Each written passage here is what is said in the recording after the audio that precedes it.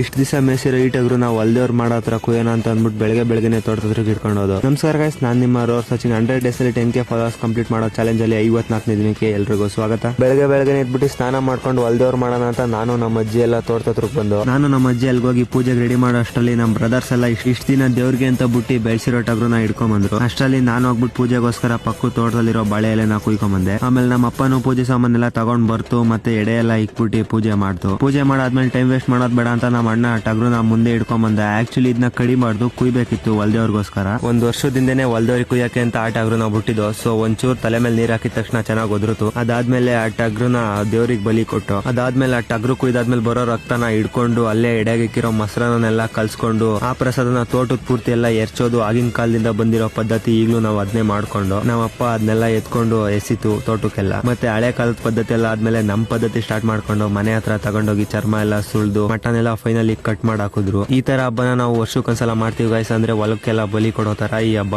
ಮಾಡ್ತೀವಿ. ಊರಲ್ಲೆಲ್ಲ ಮಾಡ್ತಾರೆ, ನಾವು ಸಹ ಮಾಡ್ತೀವಿ. ವಿಡಿಯೋ ಇಷ್ಟ ಆದ್ರೆ ಲೈಕ್ ಮಾಡಿ, ಶೇರ್ ಮಾಡಿ, ಮತ್ತೆ ಹೇಗಿತ್ತು ಕಮೆಂಟ್ ಮಾಡಿ. ಮುಂದಿನ ವಿಡಿಯೋದಲ್ಲಿ ಸಿಗೋಣ. ನಮಸ್ಕಾರ.